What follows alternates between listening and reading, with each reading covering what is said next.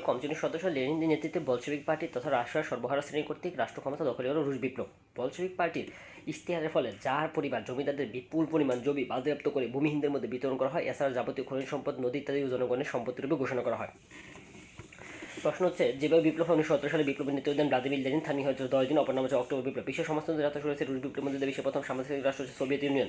রাশিয়ার জারতান্ত্রিক শাসন ব্যবস্থা পতন করে 17 সালে সর্বশেষ জার ছিল দ্বিতীয় নিকোলাস। রুশ বিপ্লবের পর রাশিয়ার রাজধানী পেট্রোগ্রাদ হতে মস্কোতে স্থানান্তর করা হয়। 1918 সালে সমাজতন্ত্র ধারণা দেন কার্ল মার্কস। কার্ল মার্কস ছিলেন জার্মানির দার্শনিক। আচ্ছা, তারপরে ফরাসি বিপ্লব। আচ্ছা, ফরাসি বিপ্লব হচ্ছে গিয়ে যে এটা ইউরোপের প্রথম বুর্জুয়া বিপ্লব।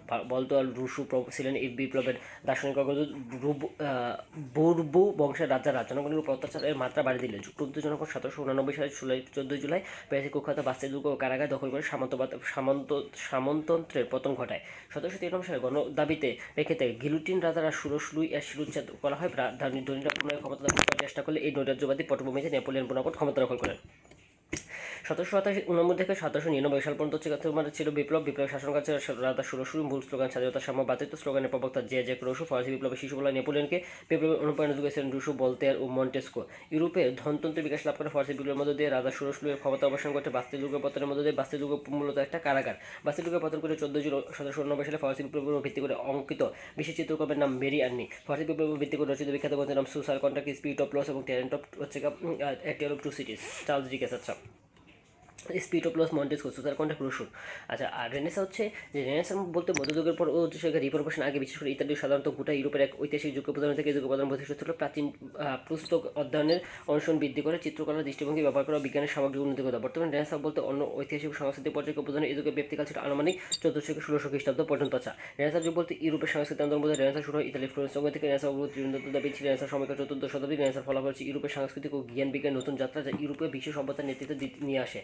পুঁজিবাদের উদ্ভব হচ্ছে বাষ্পীয় ইঞ্জিনের আবিষ্কার, কয়লা খনি আবিষ্কারের ফলে অষ্টাদশ শতকে ইংল্যান্ডে আধুনিক শিল্পায়নের বিকাশ ঘটে এবং অর্থনৈতিক কর্মকাণ্ডে যে বিস্ময়কর পরিবর্তন সাধিত হয় তাই হচ্ছে শিল্প বিপ্লব।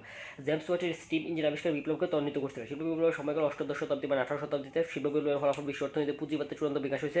রিচার্ড আর্কাইভের সুতা কাটার যন্ত্র আবিষ্কার শিল্প উন্নতি ঘটায়। আচ্ছা, ইরানের ইসলামী বিপ্লব হচ্ছে 1779 সালে ঘটনা একটা যুগান্তকারী বিপ্লব, যেটা ইরানকে শাহ মোহাম্মদ রেজা পাহলভির একনায়কত্ব থেকে আয়াতুল্লাহ খোমেনির ইসলামিক গণতান্ত্রিক দেশে পরিণত করে। একে বলা হয় থেকে ফরাস এবং বলশেভিক বিপ্লবের পর ইতিহাসের তৃতীয় মহান বিপ্লব। আচ্ছা, যেভাবে প্রশ্ন হতে পারে, ইরানি ইসলামী বিপ্লব 1979 সালে। ইরানের ইসলামী বিপ্লব নেতৃত্ব দিয়েছে আয়াতুল্লাহ খোমেনি। ইরানের ইসলামী বিপ্লবের মধ্যে পতন শুরু হয়েছে শাহ পাহলভির। ইরানি ইসলামী বিপ্লবের মধ্যকার রাষ্ট্রতন্ত্র ইসলামী প্রজাতন্ত্রে রূপান্তরিত হয়েছে। আচ্ছা, শ্রমিক বিপ্লব হচ্ছে সংগঠিত 1883 সালে মার্কিন যুক্তরাষ্ট্রের শিকাগো শহরে। উদ্দেশ্য দৈনিক 8 ঘন্টা শ্রমের সময় নির্ধারণের জন্য।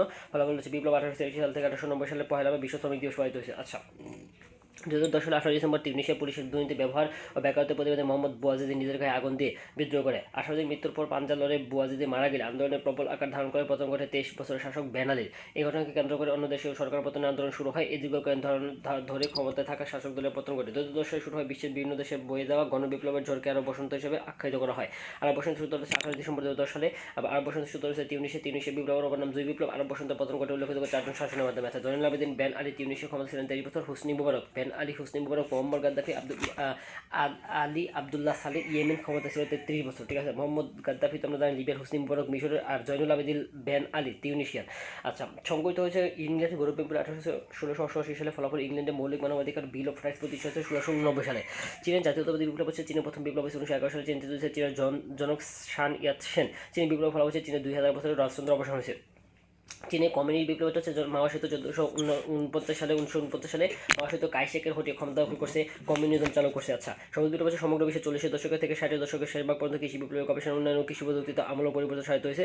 উচ্চ ফলনশীল জাতের বীজের ব্যবহার, কৃত্রিম সার ও কীটনাশক প্রয়োগের প্রভৃতির কারণে কৃষি উৎপাদন ব্যাপকভাবে বৃদ্ধি পায়। কৃষিতে আমূল পরিবর্তনকে সবুজ বিপ্লব বলা হয়ে থাকে। আচ্ছা, তারপর হচ্ছে সবুজ বিপ্লবের জনক মার্কিন কৃষি বিজ্ঞানী নরম্যান বোরলাউগ।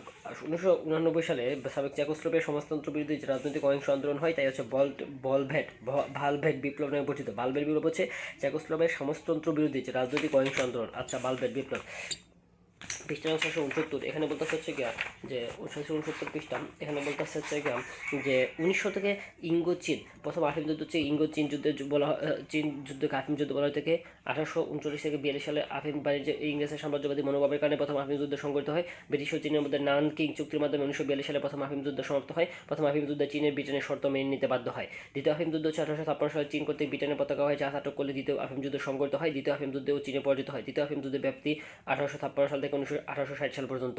প্রথম উপসাগর যুদ্ধ 1990 সালে ইরাকের সাদ্দাম হোসেন কর্তৃক কুয়েত দখলকে কেন্দ্র করে প্রথম উপসাগর যুদ্ধ শুরু হয়ে থাকে। ইরাকের বিপক্ষে আমেরিকা হচ্ছে ব্রিটেন, ফ্রান্স ও সৌদি আরব ইরাকের বিপক্ষে সামরিক জোট গঠন করে। আমেরিকা, ব্রিটেন, এবং ফ্রান্স, সৌদি আরব আচ্ছা সামরিক জোট গঠন করে এবং কুয়েত থেকে সেনা প্রত্যাহারের জন্য আহ্বান করে, কিন্তু সাদ্দাম হোসেন এই আহ্বান প্রত্যাখ্যান করে এবং কুয়েতকে দেশ হিসেবে ঘোষণা করে। 1991 সালে মিত্রপক্ষ ইরাক আক্রমণ করে এবং জয়লাভ করে। যুদ্ধের সময় অপারেশন ডেজার্ট শিল্ড ও অপারেশন ডেজার্ট স্টর্ম নামে দুটো অপারেশন পরিচালিত হয় করে মিত্র সামরিক জোট। প্রথম উপসাগর যুদ্ধে ইরাকের নো ফ্লাই জোন গঠিত হয়। ইরাক কুয়েত সৈন্যদের প্রত্যাহারে বাধ্য করে। নো ফ্লাই জোন উপসাগর যুদ্ধ ইরাকে গঠিত হয়েছিল। ওয়াটারলু যুদ্ধ 1850 সালে ফরাসি সম্রাট নেপোলিয়নের সাথে ব্রিটিশ বাহিনী বেলজিয়ামের ওয়াটারলু নামক স্থানে যুদ্ধ সংঘটিত হয়। ইতিহাসে এই যুদ্ধটা ওয়াটারলু নামে পরিচিত। ব্রিটেনের পক্ষে যুদ্ধের নেতৃত্ব দিয়েছে ডিউক অফ ওয়েলিংটন। যুদ্ধে নেপোলিয়ন হেরে যান এবং তাকে সেন্ট হেলেনা দ্বীপে নির্বাসিত করা হয়। সেন্ট হেলেনায় আচ্ছা ট্রাফালগার যুদ্ধ হচ্ছে গিয়া ট্রাফালগার যুদ্ধ 1805 সালে স্পেনের ট্রাফালগার নামক অন্তরীপে নেপোলিয়ন বাহিনীর সাথে ব্রিটিশ বাহিনী নৌবাহিনীর যুদ্ধ সংঘটিত হয়, যা ইতিহাসে ট্রাফালগার যুদ্ধ নামে পরিচিত। এই যুদ্ধে ব্রিটিশ বাহিনী জয়লাভ করছে। যুক্তরাজ্যের ট্রাফালগার যুদ্ধে ইতিহাসে স্মরণীয় করে রাখতে লন্ডনের ট্রাফালগার স্কোয়ার নির্মাণ করা হয়েছে। 1982 সালে যুক্তরাজ্য ও আর্জেন্টিনার মধ্যে ফকল্যান্ড দ্বীপপুঞ্জকে কেন্দ্র করে ফকল্যান্ড যুদ্ধ সংঘটিত হয়। ফকল্যান্ড হচ্ছে আটলান্টিক মহাসাগরের কতগুলো দ্বীপের সমষ্টি। ফকল্যান্ড দ্বীপের অপর নাম হচ্ছে ইসলাম মালভিনাস। এই যুদ্ধকালীন সময় আর্জেন্টিনার প্রেসিডেন্ট ছিলেন লেওপুলদো গালতিয়েরি এবং যুক্তরাজ্যের প্রধানমন্ত্রী ছিলেন মার্গারেট থেচার।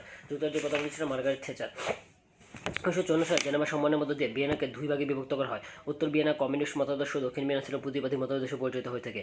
1955 সালে দুই ভিয়েতনামের মধ্যে যুদ্ধ শুরু হয়। মার্কিন যুক্তরাষ্ট্রের যুদ্ধে সরাসরি অংশগ্রহণ করে। দীর্ঘস্থায়ী যুদ্ধে প্রায় 30 লক্ষ লোক মারা যায়। 1973 সালে যুদ্ধ বন্ধের জন্য চুক্তি স্বাক্ষরিত হলে হয় ফ্রান্সের প্যারিসে। 1975 সালে আনুষ্ঠানিকভাবে যুদ্ধ বন্ধ হলে 76 সালে দুই ভিয়েতনামে একত্রিত হয়। ভিয়েতনামের যুদ্ধ বন্ধের লক্ষ্যে প্যারিস শান্তি চুক্তি স্বাক্ষরের কারণে লি ডাকথো ও হেনরি কিসিঞ্জার যৌথভাবে শান্তিতে নোবেল পুরস্কার পাইছে। লি ডাকথো ঠিক আছে। আচ্ছা শতবর্ষের যুদ্ধ ব্যবস্থা ইংল্যান্ডের রাজা তৃতীয় এডওয়ার্ড ফ্রান্সের সিংহাসন দাবি করলে শতবর্ষীয় যুদ্ধ আরম্ভ হয়। ইংল্যান্ডে ফ্রান্সের এই যুদ্ধ স্থায়ী ছিল 1338 থেকে 1453 সাল পর্যন্ত। এই যুদ্ধে ফ্রান্স জয়লাভ করে। ইরাক-ইরান যুদ্ধ হচ্ছে 1980 সালে ইরাক-ইরান যুদ্ধ শুরু হয়। ইরান সীমান্ত বিরোধী শিয়া কুর্দি সমস্যা এবং তেল সম্পদ ছিল যুদ্ধের প্রধান কারণ। 1988 সালে 80 বর্ষ জাতিসংঘের মধ্যস্থতায় আলজিয়ার্স চুক্তির মাধ্যমে এই যুদ্ধের সমাপ্তি হয়েছে। চুক্তি শর্ত অনুসারে উপসাগরের 7 আরব জয়ধারা লাভ করে ইরান। কলিঙ্গ যুদ্ধ হচ্ছে কলিঙ্গ যুদ্ধ 261 খ্রিস্টাব্দে সংঘটিত হয়। মৌর্য সম্রাট অশোক কলিঙ্গ আক্রমণ করে অশোক সিংহাসন আরোহণ করে 12 বছর পরে এই অভিযান পরিচালনা করেন। কলিঙ্গ যুদ্ধে ভয়াবহ অসংখ্য জীবনহানি ঘটনার মর্মাহত হন এবং বৌদ্ধ ধর্ম গ্রহণ করে অহিংস নীতি প্রচারে মনোনিবেশ করেন। কলিঙ্গ যুদ্ধের সাথে উড়িষ্যার রাজা দয়া নদী জড়িত। আচ্ছা উড়িষ্যার রাজার নাম ছিল কি দয়া নদী। আচ্ছা এরপরে আমরা যদি দেখি কলিঙ্গ যুদ্ধের পরে হচ্ছে রুশ জাপান যুদ্ধ। যুদ্ধের ব্যাপারটা কীরকম? 1904 সালের কথা। রুশ জারতন্ত্রের বিপক্ষে যুদ্ধ ঘোষণা করে। 1905 সালে মুসলিম প্রণীত মুসিমা প্রণীত রুশ জাপানের তুমুল যুদ্ধের রুশ বাহিনী পরাজিত হয়। মার্কিন প্রেসিডেন্ট রুজভেল্ট মধ্যস্থতা 1905 সালে 5 সেপ্টেম্বর পোর্ট সাউথ সন্ধি স্বাক্ষরের মধ্যে দিয়ে যুদ্ধের সমাপ্তি হয়। এই যুদ্ধে মধ্যস্থতা শান্তি প্রতিষ্ঠায় ভূমিকা রাখেন। 1906 সালে রুজভেল্ট শান্তিতে নোবেল পুরস্কার পাইছে। কোরিয়া প্রভাব বিস্তারকে কেন্দ্র করে 1894 থেকে 1895 সাল প্রথম চীন জাপান যুদ্ধ সংঘটিত হয়। জাপান লক্ষ্য ছিল কোরিয়া দখল করা, যাতে সাথেই মাঞ্চুরিয়া আধিপত্য বিস্তার করতে। কোরিয়া ও মাঞ্চুরিয়ার মাঝখানে রয়েছে ইয়েলু নদী। চীন জাপান যুদ্ধে চীন পরাজিত হয়। 1895 সালে শিমোনোসেকি সন্ধি স্বাক্ষরের মধ্যে দিয়ে এই যুদ্ধের সমাপ্তি ঘটে।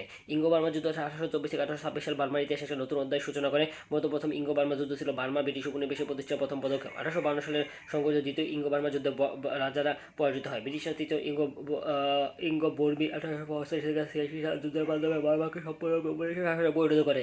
আরও জানতে হবে প্রথম ইঙ্গো বার্মা যুদ্ধের সমাপ্তি হয় ইয়ানজাবুক চুক্তির মাধ্যমে। প্রাথমিকভাবে বার্মা ব্রিটিশ উপনিবেশে পরিণত হয় 1824 সালে। সম্পূর্ণভাবে ব্রিটিশ উপনিবেশে পরিণত হয় 1885 সালে। ইঙ্গো বার্মা যুদ্ধের ভারতের গভর্নর জেনারেল ছিলেন লর্ড ডালহৌসি। দ্বিতীয় ইঙ্গো বার্মা যুদ্ধের সময় বার্মার রাজা ছিলেন পেগাননমিন। বার্মা সম্পূর্ণভাবে ব্রিটিশ উপনিবেশে পরিণত হয় এবং বার্মার রাজতন্ত্রের অবসান ঘটে 1885 সালে। তৃতীয় ইঙ্গো বার্মা যুদ্ধের সময় বর্মী রাজা ছিলেন রাজা থিবু। পরাজয়ের পর ভারতের মাদ্রাজকে রত্নগিরি নির্বাসিত হন। আচ্ছা চীনের ইতিহাসে 1919 থেকে 4 মে 1919 সালের 4 মে আন্দোলনে ছিল অন্যতম স্মরণীয় ঘটনা। এই আন্দোলনে চীনের জাতীয় দিনের বদলের পালা এনেছিল। 1919 সালের 4 মে আন্দোলন ছিল চীনা ছাত্র সমাজের আন্দোলন। এই আন্দোলনে নেতৃত্ব দিয়েছিলেন পেকিং বিশ্ববিদ্যালয়ের ছাত্রছাত্রীরা। প্রথমে 4 মে আন্দোলনের ছাত্রছাত্রীরা শুরু করলেও পরবর্তীতে বণিক সম্প্রদায়, শ্রমিক শ্রেণী ও বুদ্ধিজীবীরা এই আন্দোলনে যোগদান করে। 4 মে আন্দোলনের বিস্তৃতিকাল ছিল 1917 সাল থেকে 21 সাল পর্যন্ত। ইংরেজি আন্দোলনে মে ফোর্থ মুভমেন্ট নামে পরিচিত। 1911 সালে সফল চীনা প্রজাতান্ত্রিক বিপ্লবের নেতৃত্ব প্রদান করেন ডক্টর সান ইয়াতসেন। অনেকে এসে চীনা বর্গীয় বিপ্লব হিসেবে আখ্যায়িত করছেন। কৃষকের সম্প্রদায়ের পক্ষে সান ইয়াতসেন এর স্লোগান ছিল লাঙ্গল যার জমিদার। বিপ্লবের ফলে সফল হলে মার্কিন যুক্তরাষ্ট্র 1912 সালে প্রথম রাষ্ট্র হিসেবে চীনকে স্বীকৃতি প্রদান করে। আধুনিক চীনের জনক থেকে ডক্টর সান ইয়াতসেনকে।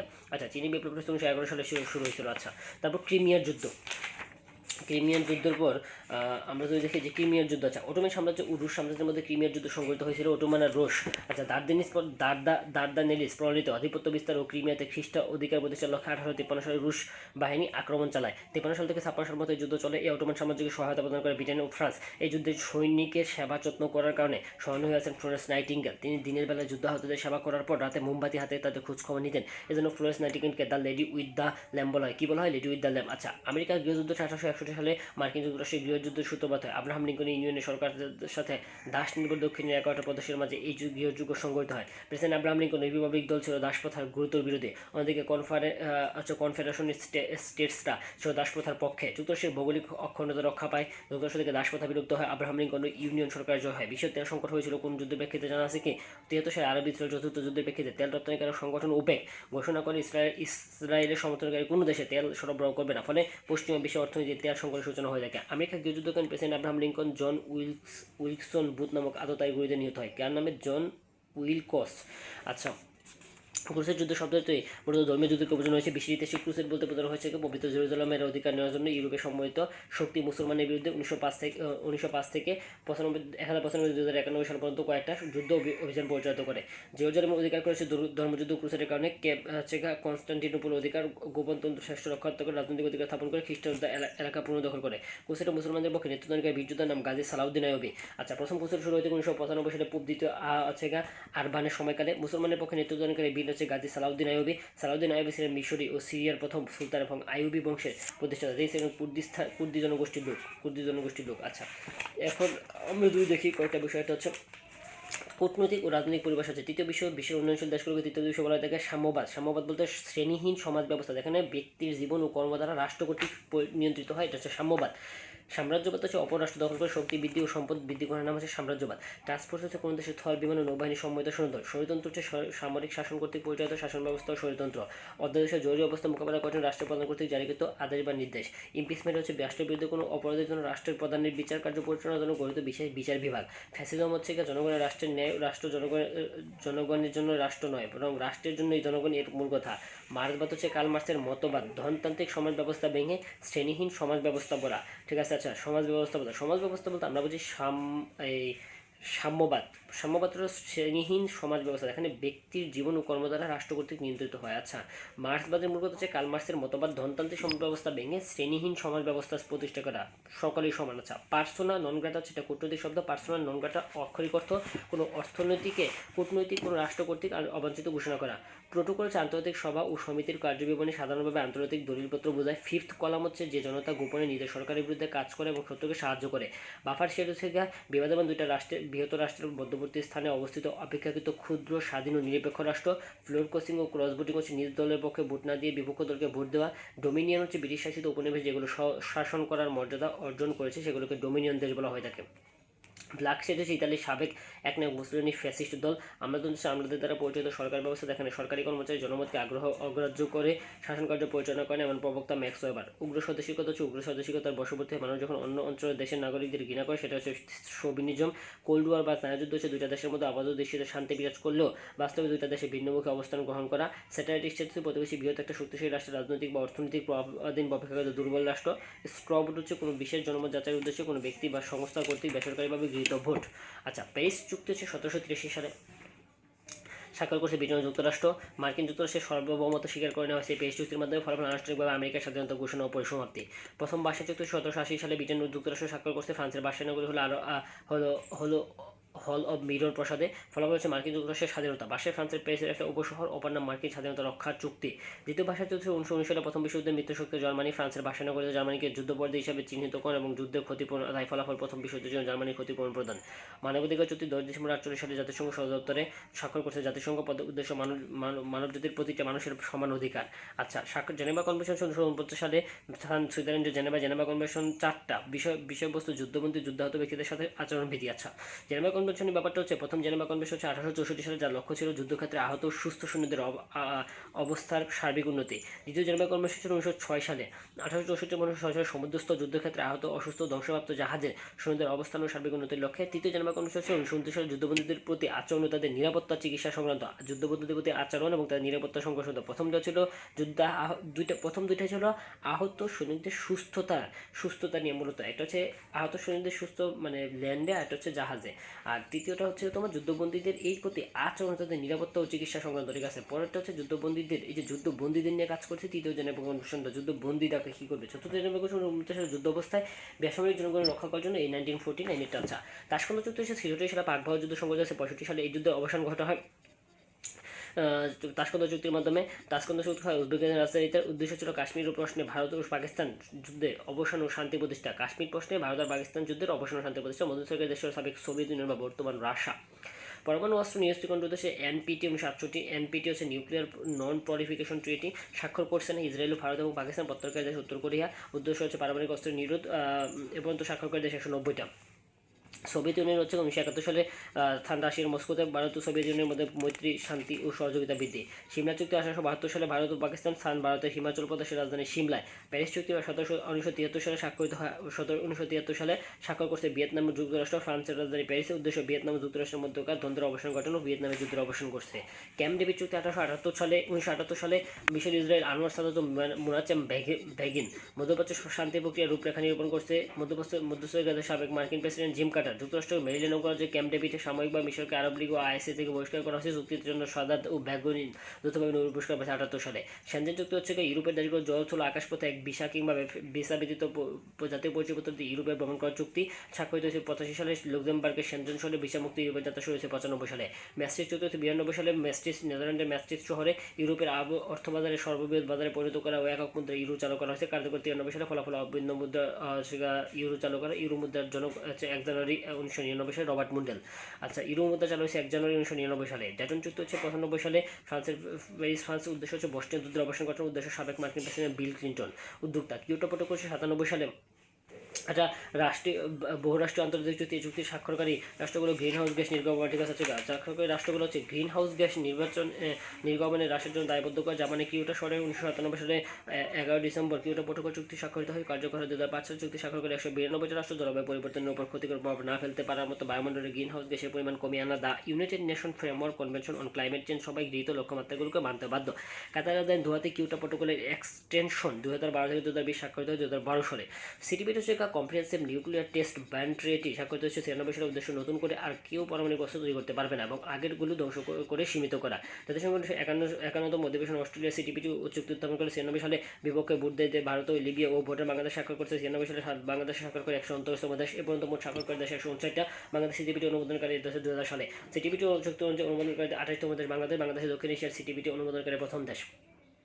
গঙ্গার পানিবন্ধ চুক্তি 96 সালে 12 ডিসেম্বর 1996 নয়াদিল্লির হায়দ্রাবাদ হাউসে বাংলাদেশ ও ভারতের পক্ষে স্বাক্ষর করছে। বাংলাদেশের সাবেক প্রধানমন্ত্রী PHD দেবগৌড় পক্ষে স্বাক্ষর করছে তৎকালীন প্রধানমন্ত্রী শেখ হাসিনা। বাংলাদেশের পক্ষে মেয়াদ 30 বছর। থলমান নিষিদ্ধকরণ ওটোয়া চুক্তিটা হচ্ছে 97 সালে। থায়ানোমাইড ব্যবহার, মজুদ উৎপাদন ও হস্তান্তর নিষিদ্ধ। কানাডার ওটোয়াতে রাশিয়া, ইরান, যুক্তরাষ্ট্র, চীন, ভারত, ইসরায়েল, পাকিস্তান। অপর নাম ওটোয়া চুক্তি। কানাডা হচ্ছে স্বাক্ষর করে প্রথম দেশ কানাডা। বাংলাদেশ স্বাক্ষর করছে 98 সালে। বাংলাদেশ স্বাক্ষর করে 26তম দেশ, 126তম দেশ। পৃথিবীর বায়ুমণ্ডলের ওজোন স্তর রক্ষা করার জন্য স্বাক্ষরিত হয় মন্ট্রিল প্রটোকল। কানাডার মন্ট্রিল শহরে 1927 সালে 16 সেপ্টেম্বর চুক্তি স্বাক্ষরিত হয়। 94 সালে হচ্ছে জাতিসংঘ 16 সেপ্টেম্বর আন্তর্জাতিক ওজোন দিবস হিসেবে ঘোষণা করে। মন্ট্রিল প্রটোকলের মূল উদ্দেশ্য CFC বা ক্লোরোফ্লোরো গ্যাস অর্জন ব্যবহার। আচ্ছা, পরিবেশের রক্ষার জন্য কয়েকটা কনভেনশন হচ্ছে রামসার কনভেনশন, ভিয়েনা, বাসেল, বৈশ্বিক উষ্ণতা ও জীববৈচিত্র্য সংরক্ষণ কনভেনশন। আচ্ছা, প্রথমত যদি আলোচনা করি রামসার কনভেনশন নিয়ে, যেটা 1971 সালে হয়েছিল। জলাশয় জলভূমি সংরক্ষণের জন্য ইরানের রামসার এটা কনভেনশন, যার পুরো নাম হচ্ছে Ramsar convention on the wetlands of international importance specially as waterfowl habitat. এই কনভেনশন স্বাক্ষর করছে 71টা দেশ, 171টা। রামসার আছে 3টা, সুন্দরবন বাংলাদেশের রামসার 3টা, সুন্দরবন, টাঙ্গুয়ার হাওর 2002 এবং হাকালের হাওর সর্বশেষ। ভিয়েনা কনভেনশন হচ্ছে ক্রম ওজন স্তরের সুরক্ষা ও সংরক্ষণের জন্য 1985 সালে অস্ট্রিয়ার রাজধানী ভিয়েনাতে একটা কনভেনশন অনুষ্ঠিত হয়। বাংলাদেশ এতে সমর্থন দান করে 1990 সালে। কত সালে? 90 সালে। কনভেনশনের দ্রুত বাস্তবায়নের জন্যই 1927 সালে মন্ট্রিল প্রটোকল স্বাক্ষরিত হয়। বাসেল কনভেনশনের বিপজ্জনক বজ্রের পরিমাণে বিষাক্ত বর্জ্য সমুদ্রের নিরপেক্ষ প্রবণতা নিয়ন্ত্রণ এবং বজ্রের সুষ্ঠু নিষ্কাশনের পরিকল্পনা প্রণয়ন করা হয় সুইজারল্যান্ডের বাসেলে। পরিকল্পনাটি গৃহীত হয় 1989 সালে, কার্যকর হয় 1992 সালে। বৈশ্বিক উষ্ণতা মোকাবেলায় UNFCCC হচ্ছে 1992 সালে ব্রাজিলের রিও ডি জেনেরোতে ধরিত্রী সম্মেলনে বৈশ্বিক উষ্ণতা মোকাবেলার লক্ষ্যে এই সনদটা স্বাক্ষরিত হয়। এই সনদে স্বাক্ষর করে 1992 সালে সনদে স্বাক্ষর করেন বিশ্বের 193 দেশ ও ইউরোপীয় ইউনিয়ন। বৈশ্বিক জীববৈচিত্র্য সংরক্ষণ কনভেনশন বিশ্বব্যাপী জীববৈচিত্র্য সংরক্ষণের জন্য 1992 সালে একটা কনভেনশন স্বাক্ষরিত হয় ব্রাজিলের রিও ডি জেনেরোতে। কনভেনশনটা দ্রুত বাস্তবায়নের জন্য 2000 সালে কার্টাগেনা প্রটোকল ও 2010 সালে নাগোয়া প্রটোকল স্বাক্ষরিত হয়ে থাকে। 2010 সালে নাগোয়া প্রটোকল স্বাক্ষরিত হয়ে থাকে।